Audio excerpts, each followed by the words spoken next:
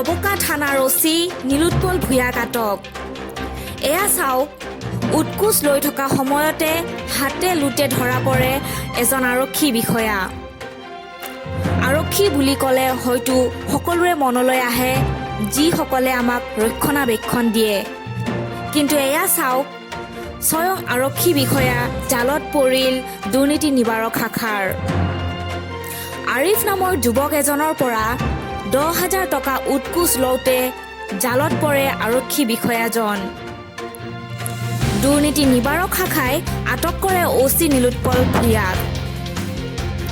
জানিব পৰা মতে নীলোৎপল ভূঞাক আটক কৰি জেৰা অব্যাহত ৰাখিছে দুৰ্নীতি নিবাৰক শাখাই। News desk report, global news.